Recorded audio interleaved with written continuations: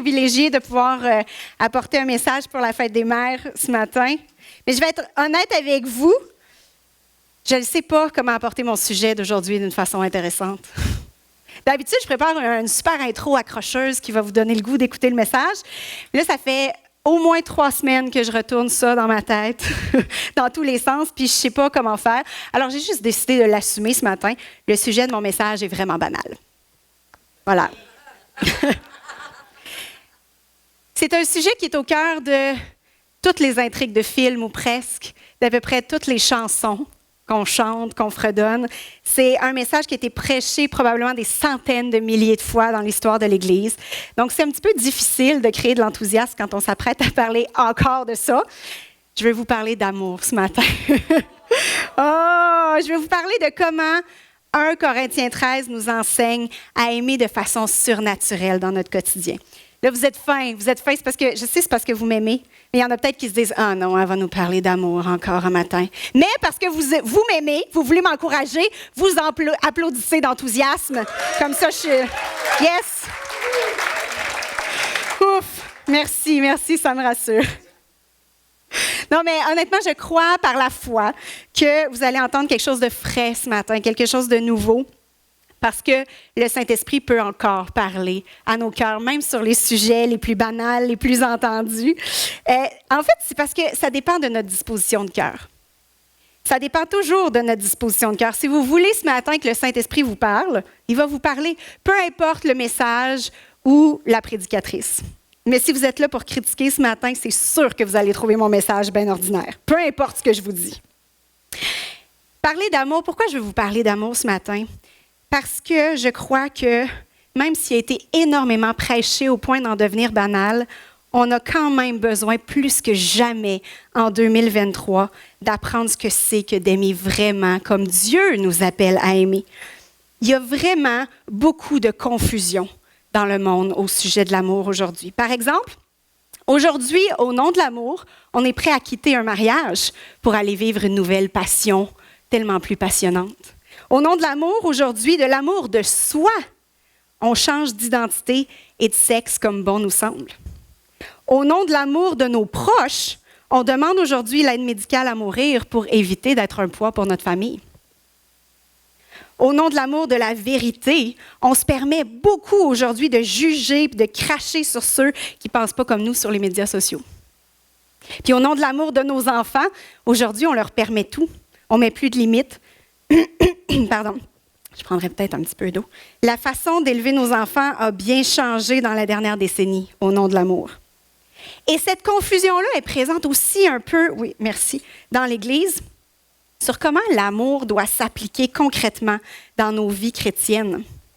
Quand est-ce qu'on doit se sacrifier au point de s'oublier, versus quand est-ce qu'on doit mettre des limites claires et cesser de tolérer certains comportements destructeurs? Pas toujours évident de savoir quand on doit appliquer quoi. Quand est-ce qu'on doit parler avec vérité, reprendre, dénoncer parfois, versus quand est-ce qu'on doit couvrir les fautes d'une personne, être patient, faire grâce encore et encore. L'amour fait toutes ces choses-là, vous savez. Mais quand est-ce que l'un et l'autre vont s'appliquer? Malheureusement, je ne vais pas répondre à toutes ces questions-là ce matin. Je suis en train comme de monter les attentes de mon message.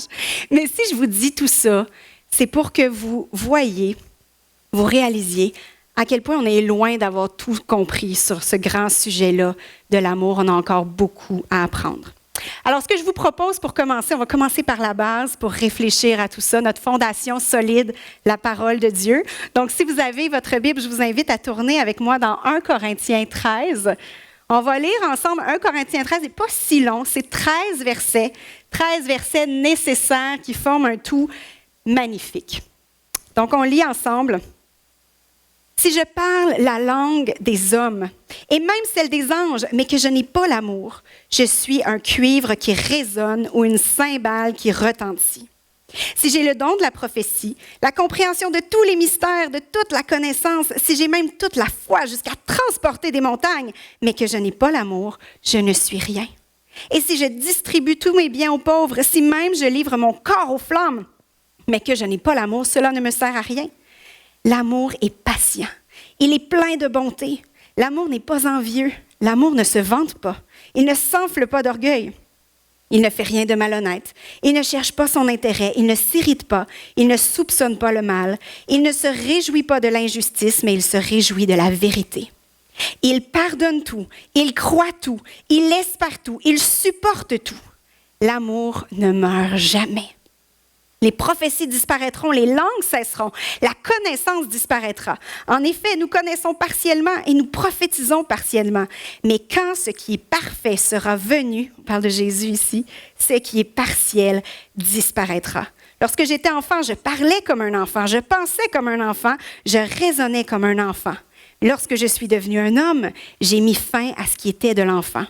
Aujourd'hui, nous voyons au moyen de miroirs de manière peu claire, mais alors, nous verrons face à face. Aujourd'hui, je connais partiellement, mais alors je connaîtrai complètement, tout comme j'ai été connu. Maintenant donc, ces trois choses restent. La foi, l'espérance, l'amour. Mais la plus grande des trois, c'est quoi? C'est l'amour.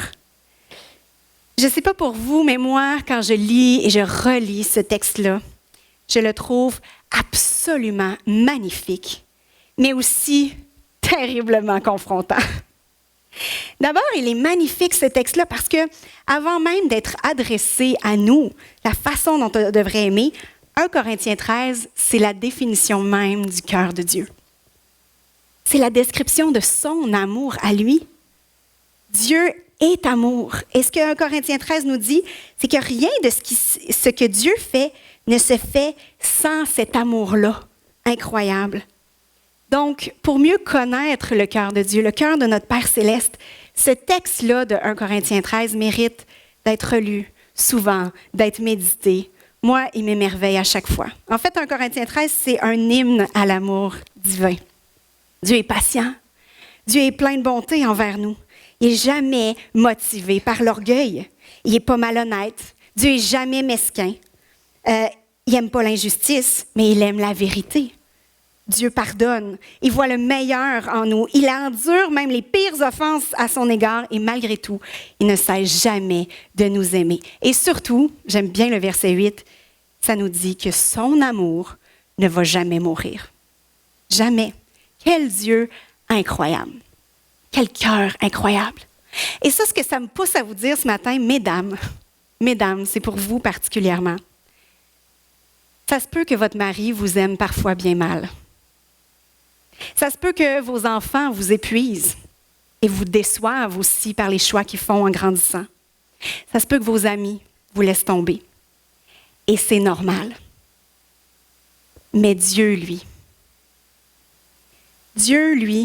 sera toujours la seule relation au monde qui ne va jamais vous briser le cœur. Dieu est la seule personne qui ne va jamais vous abandonner. Et c'est la seule personne qui abusera jamais de vous non plus. Cet amour-là est tellement précieux. C'est le seul amour sur lequel ça vaut vraiment la peine de fonder notre vie et d'investir à 100%. Les femmes, on a ce besoin-là à l'intérieur de nous, criant d'être aimées pour qui on est, d'être vraiment considérées, d'être traitées comme une personne précieuse. Dieu nous a créés pour ça. Mais malheureusement, trop souvent, on place cet espoir-là d'être aimé, d'être apprécié, d'être vu en notre mari ou dans nos enfants ou dans certaines amitiés. On attend beaucoup de ces gens-là autour de nous pour recevoir l'amour qu'on désire et pour se sentir valorisé.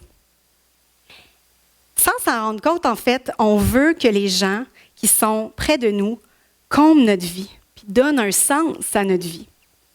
Mais je veux vous dire, mesdames, ce matin, si vous faites ça, vous allez être constamment déçus. Pas une bonne nouvelle ce matin.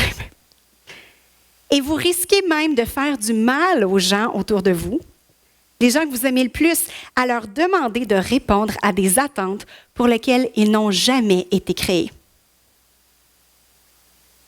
Il n'y a que Dieu qui peut combler nos plus grandes aspirations. Il n'y a que lui qui nous aime parfaitement. Lui seul, fidèlement, peut vraiment combler notre cœur et rencontrer nos besoins les plus profonds. C'est après lui que notre cœur doit soupirer. Et seulement lui. 1 Corinthiens 13, en fait, puis ça me confronte quand je lis, il n'a jamais été créé pour qu'on demande cette liste de choses-là aux autres autour de nous. Ce texte-là, c'est d'abord la description du cœur de Dieu envers toi, envers moi, afin qu'on s'émerveille de qui il est et qu'on le recherche plus lui. Pas qu'on demande ça aux autres, qu'on se tourne davantage vers lui.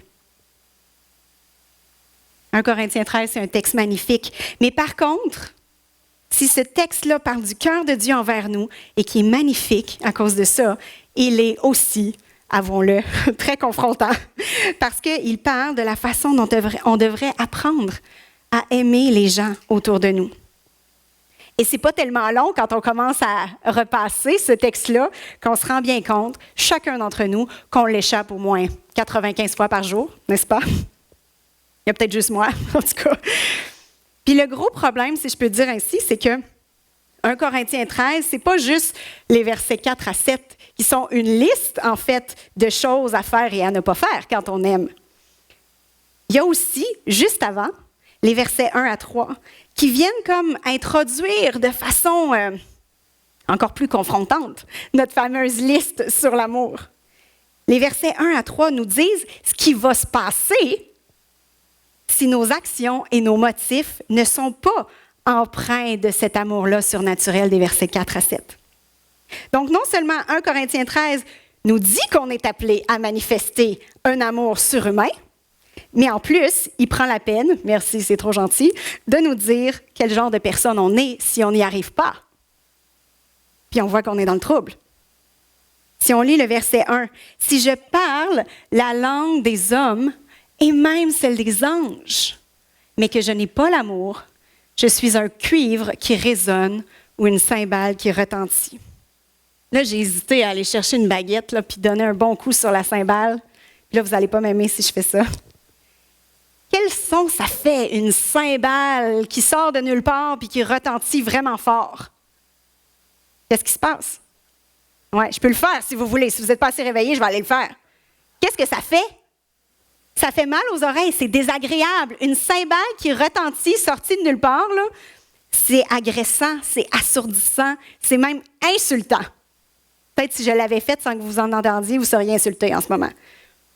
Quand nos actions, c'est ce que 1 Corinthiens 13 dit, quand nos actions, quand nos paroles, quand nos belles connaissances, là, puis nos super petits conseils là, qu'on a à distribuer à tout le monde, là, qu'ils soient bons ou pas, là, quand ils sont donnés dans un contexte où il n'y a pas d'amour, où l'amour n'est pas au cœur de notre motivation, ça fait mal aux oreilles et c'est irrecevable. Mais il n'y a pas juste ça. Il y a les versets 2 et 3 ensuite.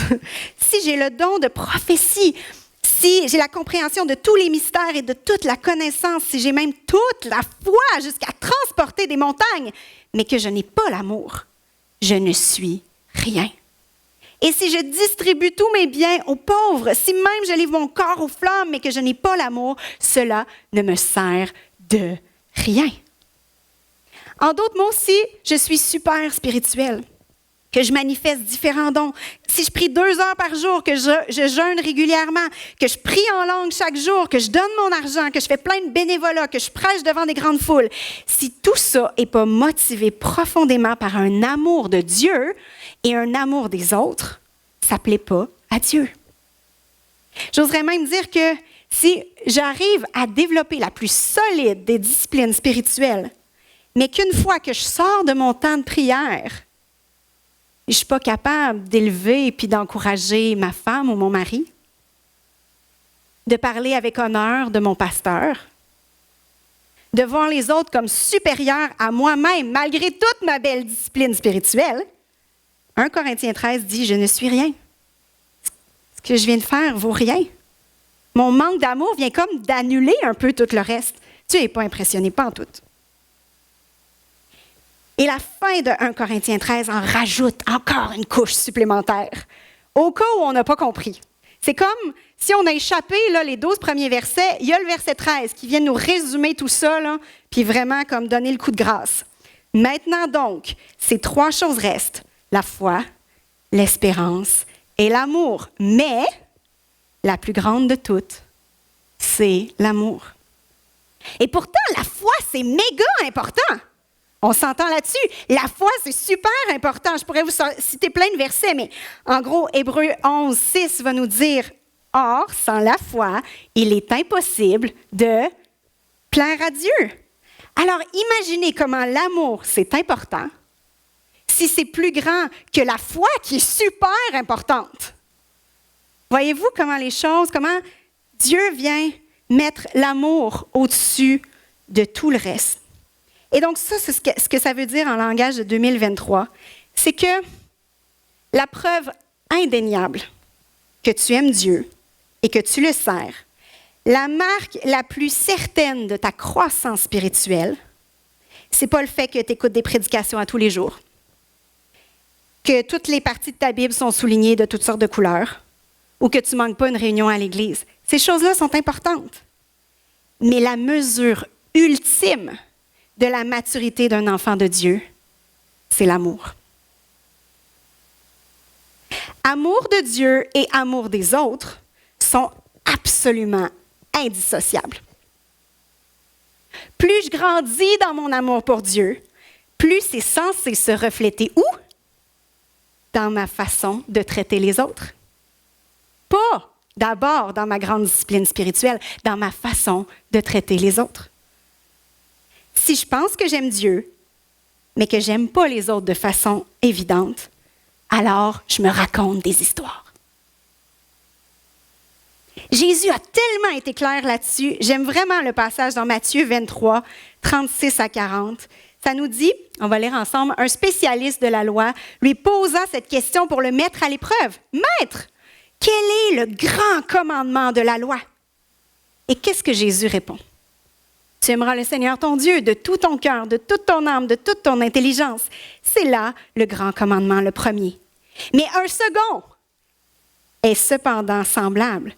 Tu aimeras ton prochain comme toi-même. De ces deux commandements dépendent toute la loi et les prophètes.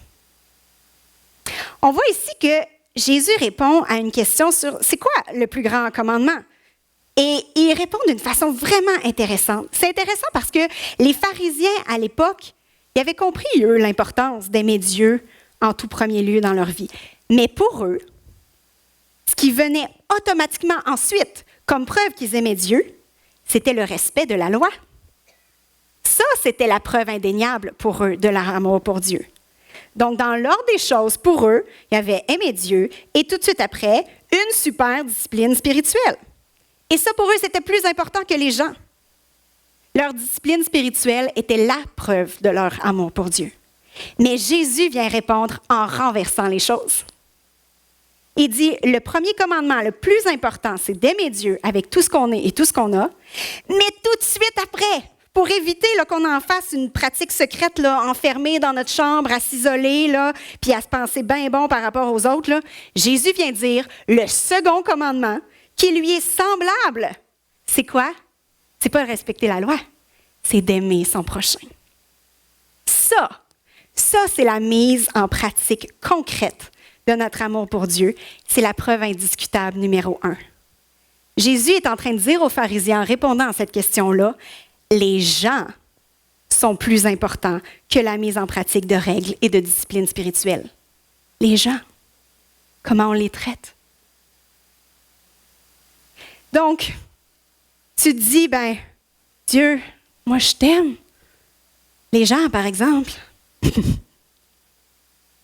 Quand tu dis à Dieu que tu l'aimes, Dieu ne va pas te demander de lui prouver en te demandant de lire davantage ta Bible. Plutôt, Dieu, ce qu'il va faire, il va placer un bel être humain imparfait entre toi et lui, en disant, oui, tu m'aimes? Parfait. Montre-moi-le alors. Aime cette personne-là. C'est drôle comment il y en a des êtres humains imparfaits qui se trouvent entre nous et Dieu souvent. Hein? Encore là, c'est peut-être juste moi qui ça arrive. Mais Dieu veut qu'on lui prouve notre amour en aimant les gens qu'il place devant nous. J'aime beaucoup cette citation-là que j'ai croisée cette semaine d'un grand prédicateur et évangéliste, D.L. Moody. Vous avez peut-être entendu parler de lui, pas de moi, non, de lui. Il dit, Lorsque je veux savoir si un homme est vraiment chrétien, je ne regarde pas à son ministère, je demande à sa femme.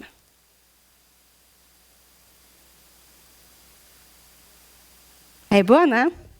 En espérant que la femme dise la vérité, mais notre amour de notre prochain est la preuve indéniable de notre amour pour Dieu. Plus j'aime vraiment Dieu, plus je vais traiter mon mari ou ma femme avec honneur. Moins je vais parler dans le dos des autres. Moins je vais les juger, même s'ils pensent et ils vivent différemment de moi.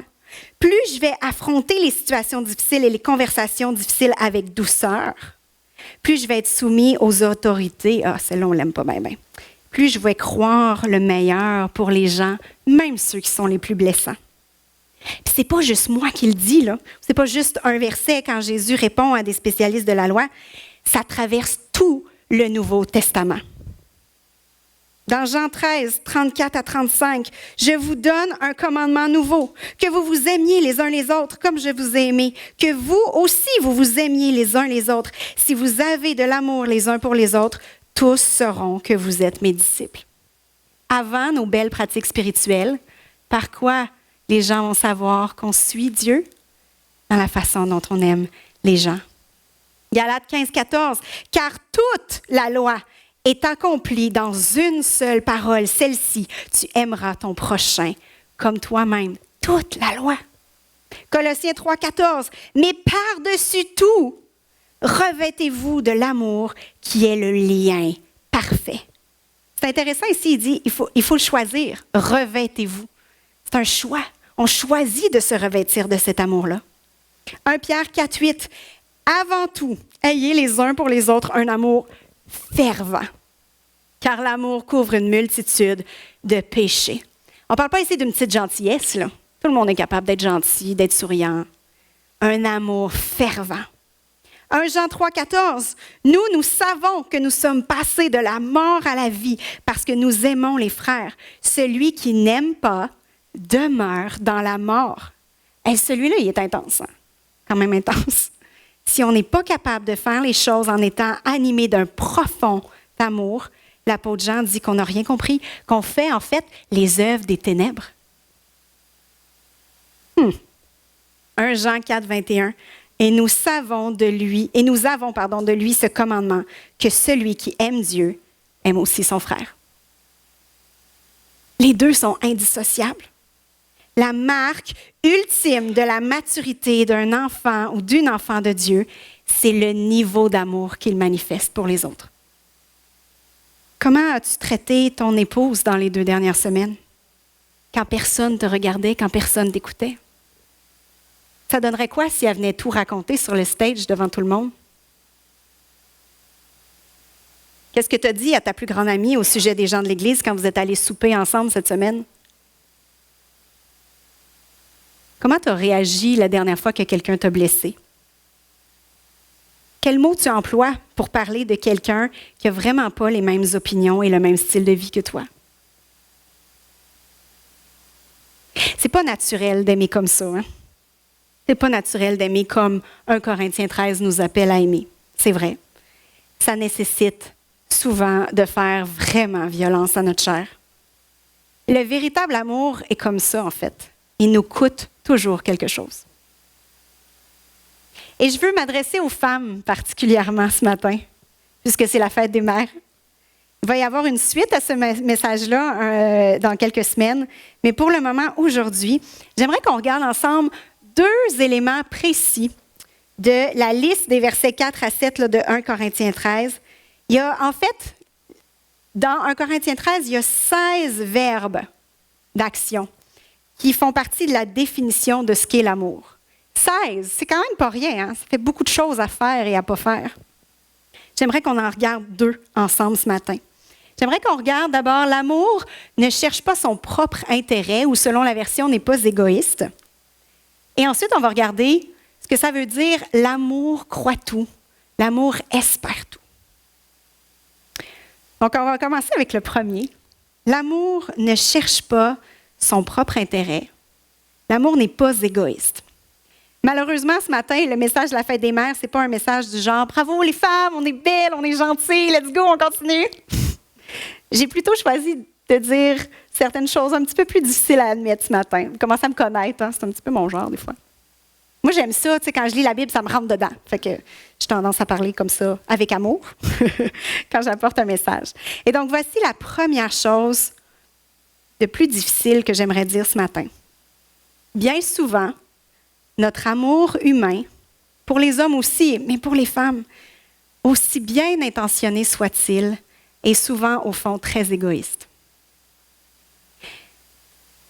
On est capable d'aimer, mais souvent, en réalité, on aime surtout pour être aimé en retour.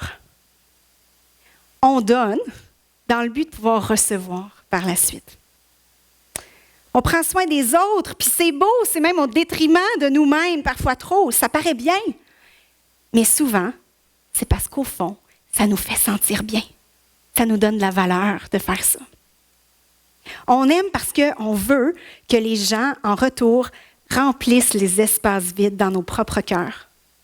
On prend soin des gens, mais après, on tend notre petit verre vide en demandant « Veux-tu remplir? Veux-tu remplir? » Souvent, c'est comme ça qu'on aime.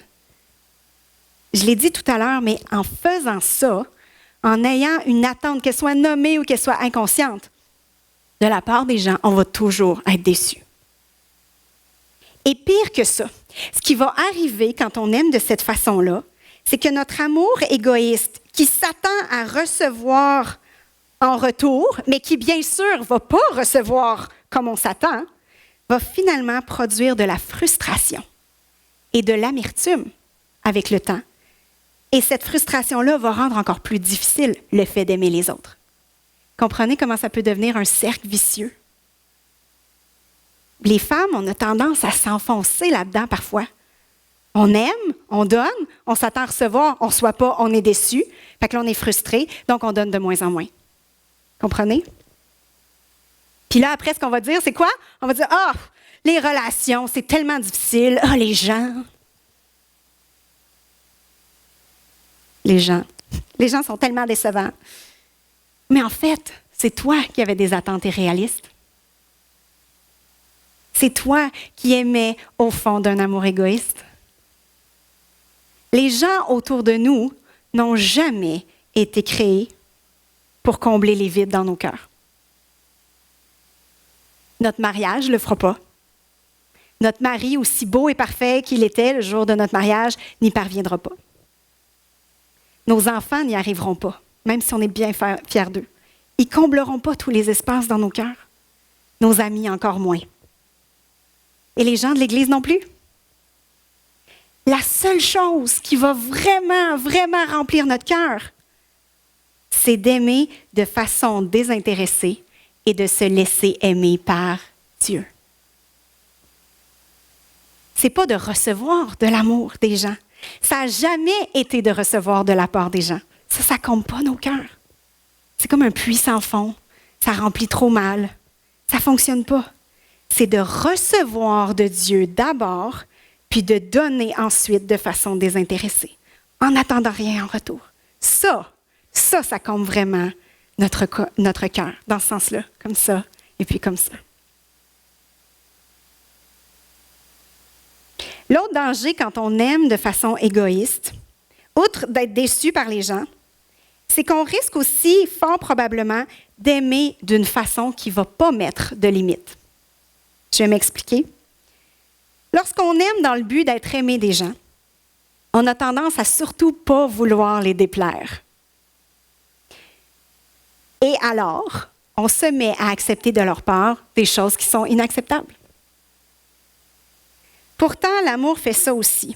L'amour ne permet pas à une fille du roi de se faire abuser d'elle, de se faire maltraiter, qu'on lui manque de respect à répétition. L'amour, le vrai, l'amour de 1 Corinthiens 13, c'est un amour courageux. C'est un amour courageux qui met les gens face à leurs responsabilités suite aux gestes et aux mots qu'ils ont prononcés. J'aime que l'apôtre Paul en parle brièvement dans 2 Corinthiens 12. Il dit quelque chose qui est fascinant parce qu'il y a des conflits à Corinthe. Il y a des conflits aussi entre Paul et les Corinthiens. Et dans un deuxième épître qu'on peut lire, il y a un petit verset intéressant 2 Corinthiens 12, 15, il dit « Quant à moi, je me dépenserai moi-même pour vous, même si plus je vous aime, moins je suis aimé de vous. » C'est une petite perle comme ça qu'on peut capter. J'aime que l'apôtre Paul ait eu l'audace d'écrire ça aux Corinthiens. Ce qu'il est en train de leur dire, c'est « Ça se pourrait, là, que quand je vais venir vous visiter, je vais vous aimer vraiment beaucoup, mais que vous n'aimiez pas toujours ça. Parce que je vais vous parler avec vérité et avec amour. Ça se peut que je redresse certaines choses, ça se peut que je corrige certaines choses comme un bon papa.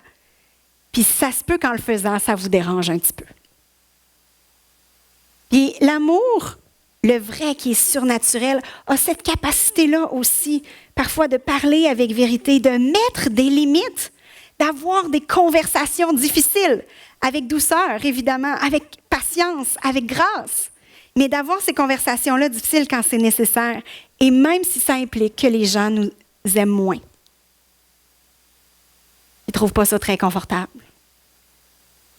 C'est ça, je vous ai dit tout à l'heure, l'amour, le vrai, coûte quelque chose. Ça nous coûte toujours quelque chose. C'est difficile. On n'aime pas ça quand les gens réagissent mal parce que cette fois-ci, on dit non ou cette fois-ci, on leur dit « ça, tel comportement, ça m'a blessé. Ça, c'était irrespectueux. Ça, quand tu fais ça, tu fais du mal à tous ces gens-là. » On n'aime pas ça que les gens nous aiment pas quand on leur dit la vérité. Mais le véritable amour de 1 Corinthiens 13, c'est pas un amour à l'eau de rose. C'est un amour qui a le courage de dire les choses lorsqu'elles sont inacceptables, de la bonne façon et dans un but précis, pas de se faire justice ou parce que notre orgueil a été blessé, dans le but qu'il y ait croissance. Ça se fait dans l'amour, mais ça prend du courage. Et comment on fait ça? Les femmes, on a du mal souvent à mettre des limites. Comment on arrive à aimer d'une façon qui n'est pas égoïste, sans rien attendre en retour, et aussi en étant capable de mettre des limites à ceux qui abusent puis qui font du mal aux gens autour d'eux. J'aimerais vous donner plein de clés, là, étape A, B, C, ça va être super clair, faites ça, ça va être réglé. Mais j'en ai une clé par contre, la plus importante. La réponse, je crois, c'est en approfondissant notre connaissance du cœur de Dieu à notre égard. Plus on sait à quel point on est aimé de Dieu, plus on sait comment Dieu nous aime d'une façon, qui est, comme c'est démontré dans 1 Corinthiens 13, plus on devient libre d'aimer les autres sans attendre rien d'eux. Notre cœur est comblé par l'amour de Dieu. Et quand notre cœur est comblé par l'amour de Dieu, on a de moins en moins besoin d'être admiré et valorisé des autres en retour. Parce que notre relation la plus précieuse puis la plus solide, celle avec Dieu, elle est sécure. Et c'est tout ce qu'on a besoin. Quand notre identité en Christ est solide, notre valeur ne dépend plus de ce qu'on donne ou ce qu'on reçoit des autres, ou encore de ce que les gens vont penser de nous. La clé la plus importante, c'est d'approfondir la connaissance du cœur de Dieu à notre égard. Quand on se sait parfaitement aimé de Dieu, que c'est notre relation la plus importante, on a aussi beaucoup plus de courage pour mettre des limites aux gens qui dépassent les bornes, parce qu'on sait que Dieu nous tient. Puis que si eux nous aiment moins après, Dieu, lui, continue de nous aimer de la même façon. Il nous tient. C'est tout ce qui compte. Les femmes, on a besoin d'apprendre ça davantage. Aimer sans attente et en ayant le courage d'avoir des conversations difficiles et de mettre des limites. C'est une part de ce que 1 Corinthiens 13 nous exhorte à faire quand il dit « L'amour n'est pas égoïste. Il ne cherche pas son propre intérêt. » Autre chose qu'on va retrouver dans les versets 4 à 7, c'est une petite phrase qui est assez captivante. « L'amour croit tout. L'amour espère tout. » Ça m'a longtemps intriguée. Puis quand j'ai commencé à comprendre, j'ai trouvé ça intense quand même.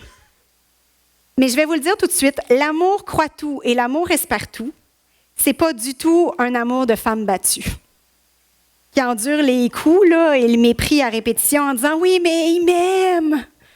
Oui, mais il va changer. Il est fin quand il n'est pas saoul. » Non.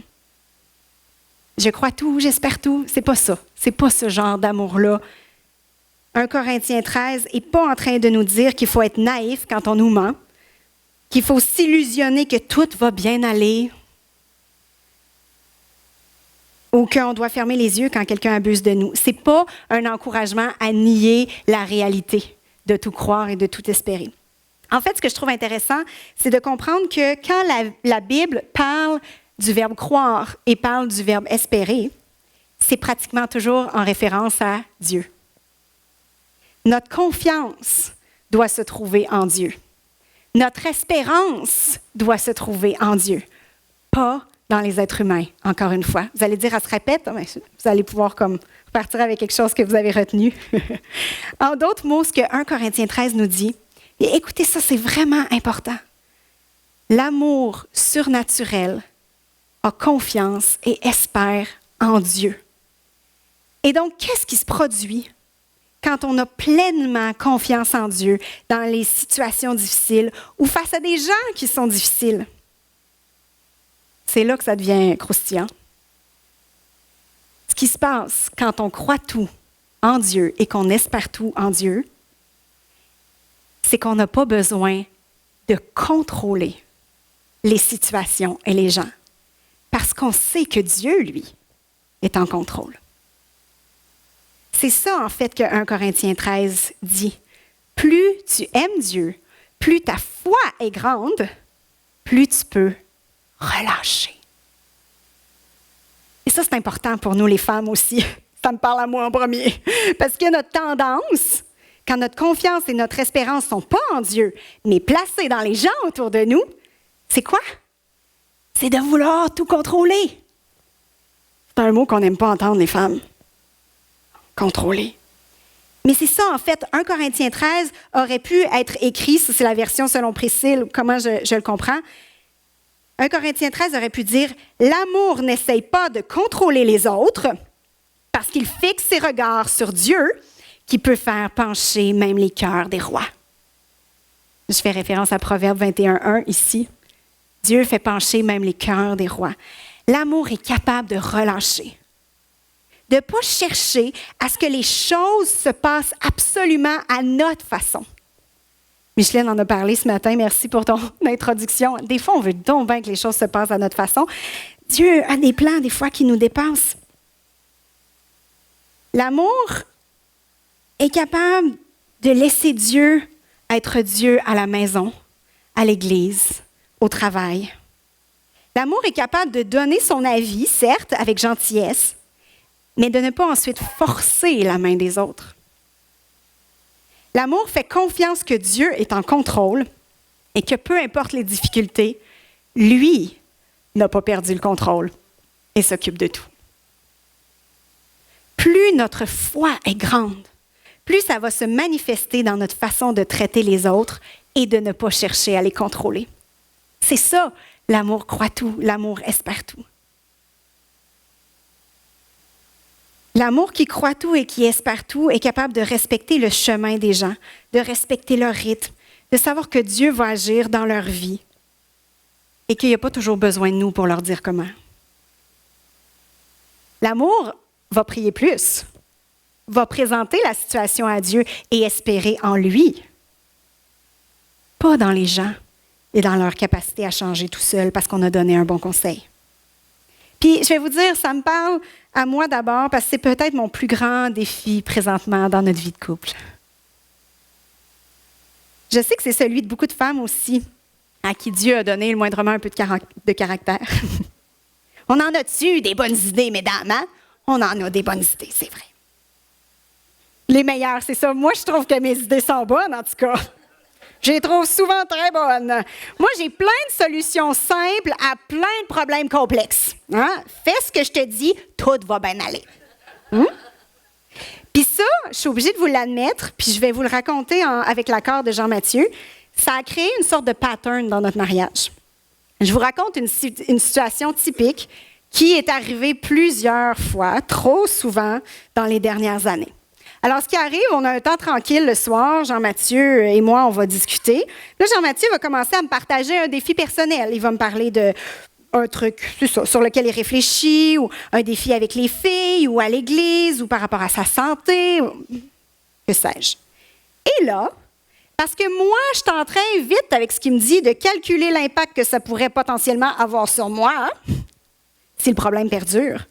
Le stress va monter un petit peu à l'intérieur de moi. Donc, qu'est-ce que je vais faire?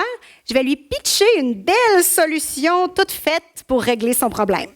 Avec toute la certitude du monde que moi, j'ai tout compris, là. Puis lui, ben, qu'est-ce que ça va faire? Ça va lui taper un petit peu ses nerfs, tu sais. Donc, Jean-Mathieu est gentil, il n'explose pas de colère, mais ce qu'il va faire, c'est qu'il va généralement m'ignorer.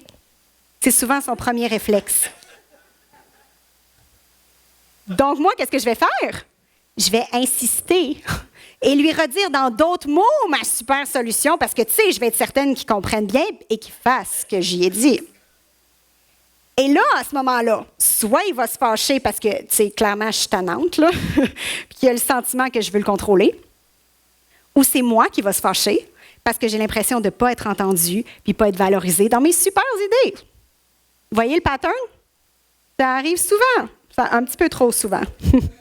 Ça n'arrive pas chez vous, je le sais, là, c'est juste nous. Là, on va bientôt célébrer 9 ans de mariage. Là, on est des petits jeunes, là, on n'a rien compris encore. Il y a 2 problèmes récurrents dans l'histoire que je viens de vous raconter.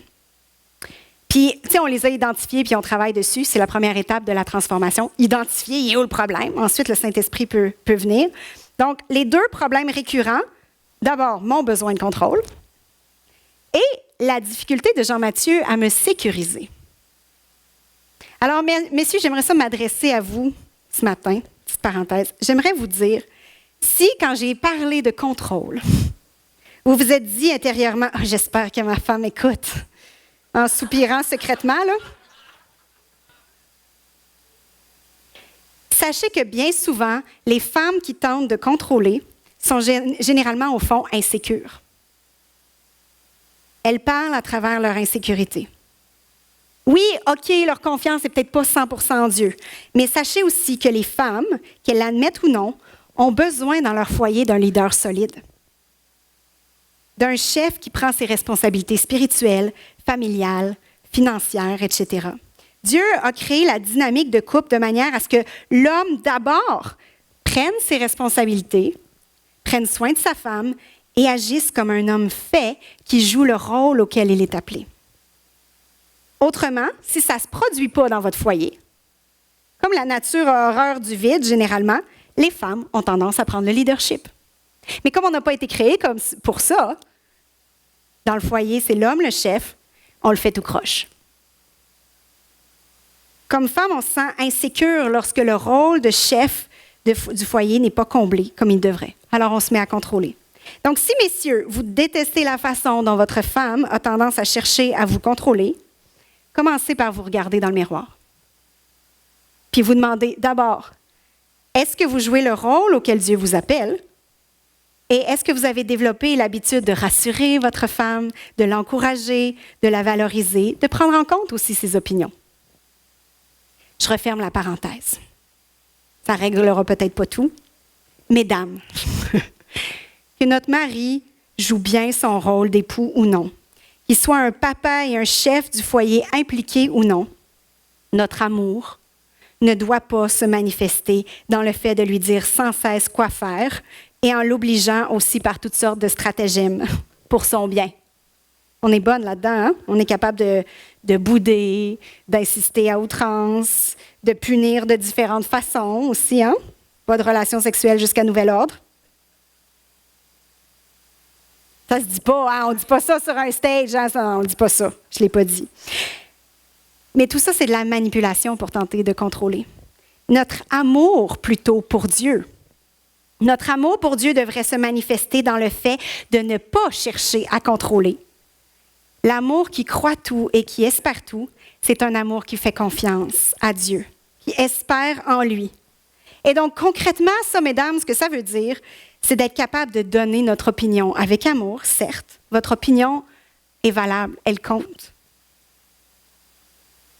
D'encourager aussi notre mari à prendre des décisions saines pour la famille, mais ensuite, ça c'est la partie la plus difficile, ensuite de relâcher. Pour laisser Dieu agir. Peut-être que ça va nécessiter de jeûner, Seigneur, viens à son secours. Mais faites-le. Parlez à Dieu de vos défis et laissez-le agir. Galates 5, verset 6 va dire « Car pour ceux qui sont unis à Jésus-Christ, ce qui importe, ce n'est pas d'être circoncis ou incirconcis, c'est d'avoir la foi, une foi qui agit par amour. » Plus on a de foi en Dieu, plus on croit qu'il est capable de tout, qu'il tient le monde, qu'il est au contrôle de chaque situation, plus ça devrait se manifester par un amour grandissant pour notre conjoint. Une capacité à le soutenir, à l'encourager, à l'accompagner là où il est rendu, mais pas de chercher à le contrôler. Notre confiance doit être en Dieu et non pas dans le fait que les gens vont changer ou qu'on peut réussir à les changer. C'est valable pour nos enfants. Les mamans, on brise parfois nos relations avec eux à force d'essayer de leur dire sans cesse quoi faire. On pense que c'est pour leur bien et on oublie que Dieu les tient. Dieu les tient assurément et pas nous. C'est valable pour notre Église aussi. On peut donner notre opinion avec amour, mais ensuite relâcher, prier plus s'il faut. Mais il ne faut jamais tenter de forcer la main aux gens. Alors, mesdames, si vous vivez de l'insécurité qui vous pousse à être contrôlante, peut-être un peu castrante, mettez votre confiance dans celui qui contrôle tout pour vrai. Il y en a un qui contrôle tout pour vrai. De toute façon, tu ne pourras jamais rien contrôler. C'est une illusion. C'est Dieu qui change les cœurs, qui fait pencher le cœur des rois. Pas nous. Ça n'a jamais été nous. L'amour de 1 Corinthiens 13 croit que Dieu peut tout et espère en un Dieu qui n'est jamais à court de solutions pour les gens qu'on aime. Je vais inviter les musiciens.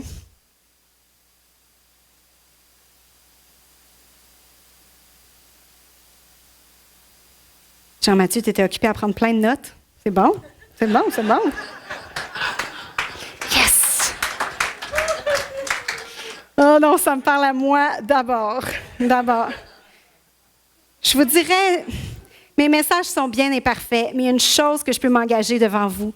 Je ne viendrai jamais vous parler de quelque chose que je ne vis pas profondément moi-même. Je ne suis pas là pour vous enseigner, je suis là pour vous partager ce que Dieu dépose sur mon cœur et qui fait intensément dans ma propre vie. C'est un engagement que je prends devant vous. Je ne vais pas venir vous raconter des salades.